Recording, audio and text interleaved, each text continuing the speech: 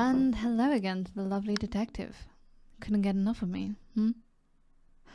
Oh, don't deny it, sweetie. Look at me.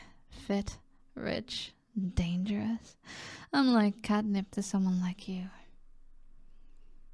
Really? So, if I pull down my shirt just a little, you wouldn't... Ah, there's my favorite color. Blush red. You know, you say the word and we can get out of here. And I promise I can make you do a lot more than blush. Fine, you're right. I did come to give a statement, but I'm not going to pause my passes just because you're recording me. Hey, cutie. One more thing before you start the tape. I've got the best lawyers, and even better, butchers.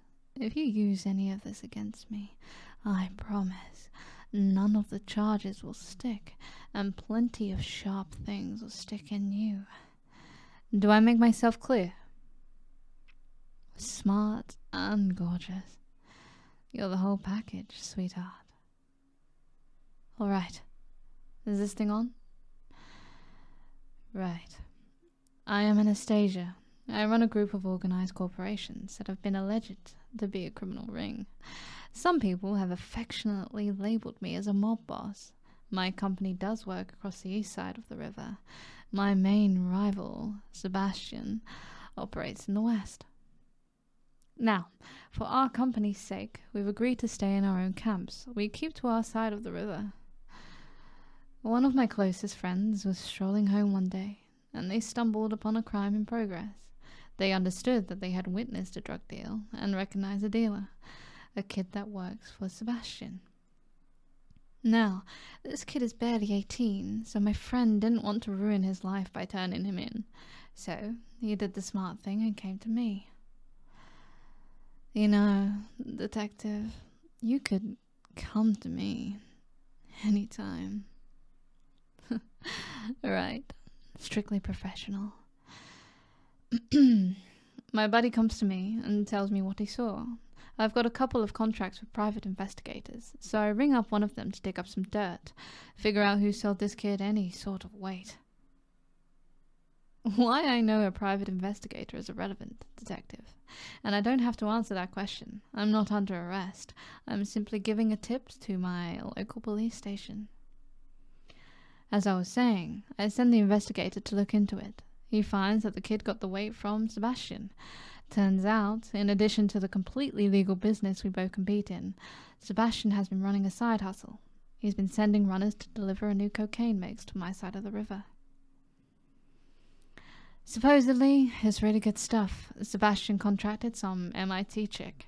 She's got a master's in chemistry and a couple of minors in biology. She's cracked some formula that's twice as addictive with nasty withdrawal symptoms. Now, Sebastian is flooding low-income communities with the stuff. I happen to open a large number of jobs to those who are underprivileged, and I'd hate to see them get taken advantage of like this.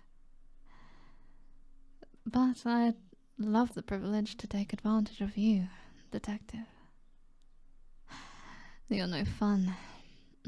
Anyway, I know the police department is absolutely overwhelmed these days. Organized crime is through the roof, so I got the investigator, bless his soul, to do a little more digging. Turns out Sebastian is sending out a shipment of around 1,000 kilos of this stuff soon. Now that is the question, isn't it? Where and when? Do you have a wife at home, detective? A husband, maybe? Oh, I think it's very relevant. I'm about to give you the tip that'll stop thousands of dollars of illegal drug trade, and you're throwing a fit because I'm asking if you're taken. It's immature and unprofessional. I ought to have your badge, officer. Glad you see it my way. Now are you, or are you not, on the menu? Single, not by choice, I imagine. I bet you had a smoking little side piece once, didn't you? But they couldn't handle how much the work consumed you, how many nights they spent in an empty bed. Was that it, detective? You know, I wouldn't mind someone who works long hours. Someone who doesn't come home every night. We just have to do something special when they're around. Make the time count. When and where? Well, let's think. Tell me, detective, are you free Friday night? Why? 'Cause I want to ask you out, of course. I'm thinking somewhere candlelight, full moon, cheesy bread. You're not allergic to shellfish, are you? Wow, you are a clever one. Yes, I was thinking of the bistro down by the docks, but I must insist that we go on a full moon when the light dances across the water. It looks absolutely magical. Now, I'm no werewolf, so maybe I'm wrong, but I think the moon is full next Friday.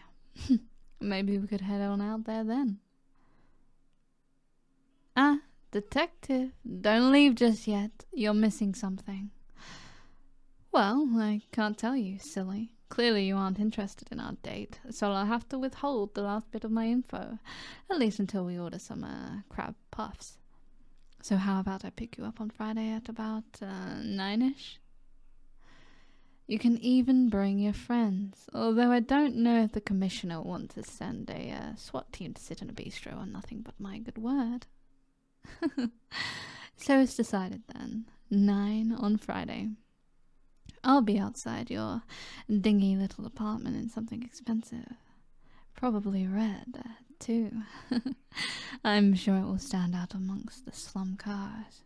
I expect you to be dressed to the nines, alone, and ready for action.